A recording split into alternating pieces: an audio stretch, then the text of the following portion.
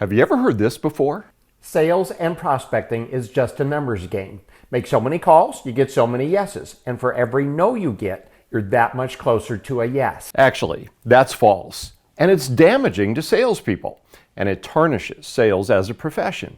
I'll explain why and what to do instead. Stay tuned.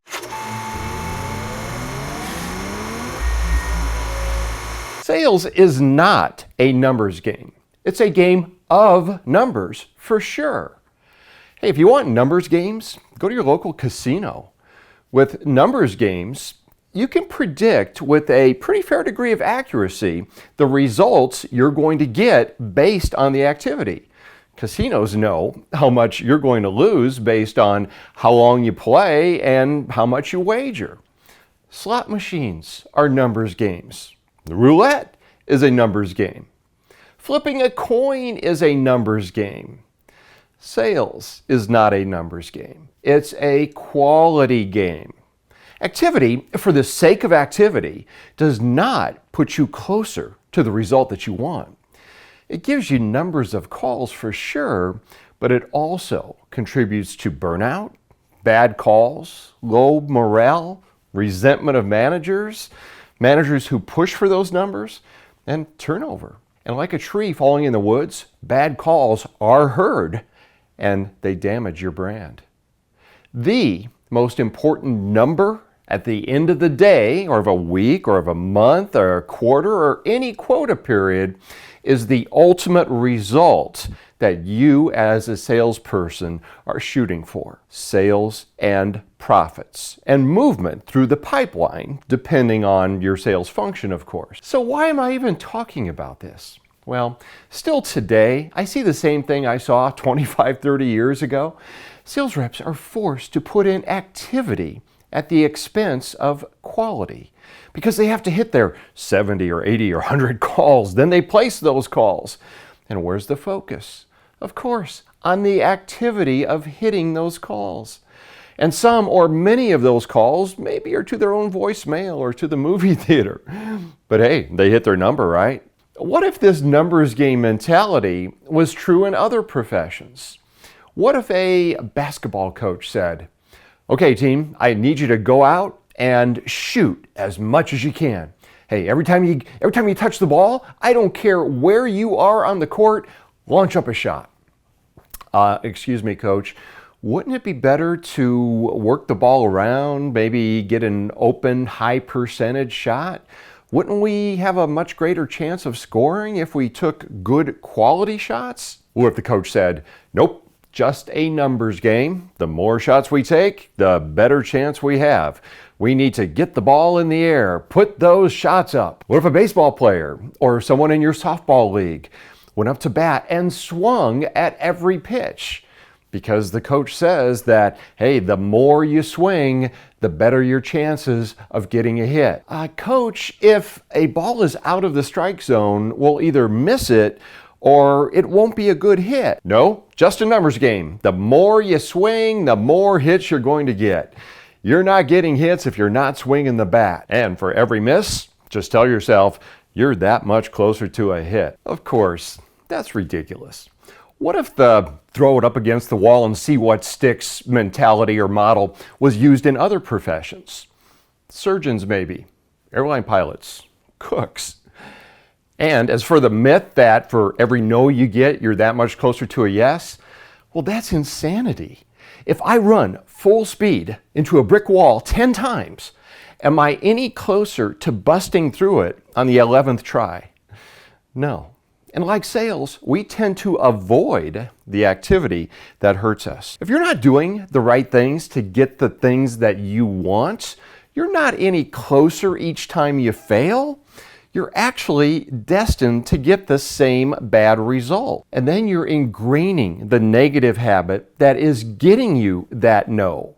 Just like sales calls, right? A single golfer joined our threesome the other day, and I gotta tell you, he wasn't very good. And he kept making the excuse that, well, if he just had a chance to play more, he'd be better. No, he wouldn't. He had a horrible, awkward swing that was becoming more of a habit each time he repeated it. A question I often get is, What's the right number of calls for someone to place per day or per hour? Well, how would I or anyone know the answer for your situation? Let me ask you, how long does it take to build a house? How about this one? What's a good direct mail response rate? 1%, 2%, 10%? Well, just like with sales and prospecting, it depends on many variables. But the general answer is, it's the number that makes the most money over time. Now, fellow sales pros, let me warn you, don't misunderstand me here. There is a very definite cause and effect relationship between placing calls and getting results. Hey, I've seen plenty of situations where call volumes were low because reps were doing a lot of emailing and other things that they called social selling, which upon close examination was call avoidance behavior. Likewise, there are many reps who have long calls and lots of talk time, but yet they don't get the results they're looking for. They say they're building relationships. Well, perhaps. Maybe they're making friends, but not sales. So what's the answer? Well, here it is. Put in lots of activity for sure, but make it quality activity. Those things are not mutually exclusive.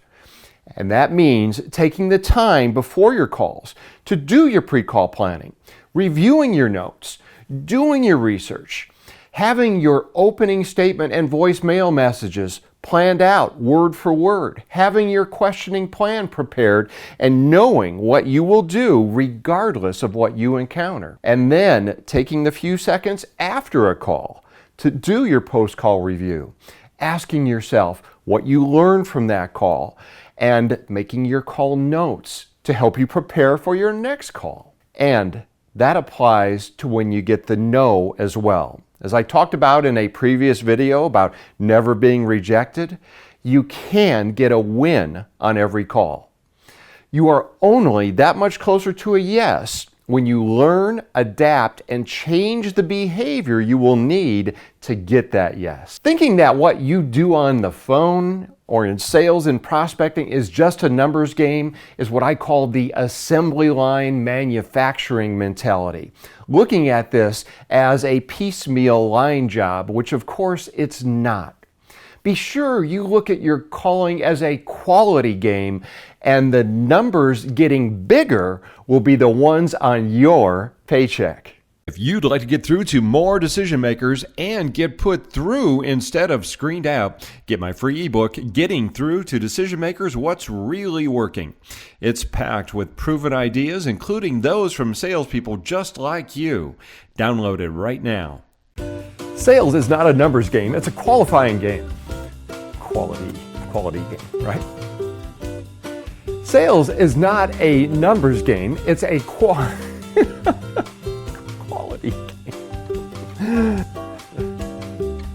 The casino is a numbers game. Roulette is a numbers game. I actually like roulette. I normally just bet birthdays. Roulette is a numbers game. What numbers do you normally bet? I bet 23. A lot. I won last time. You're no closer to a yes for every yes.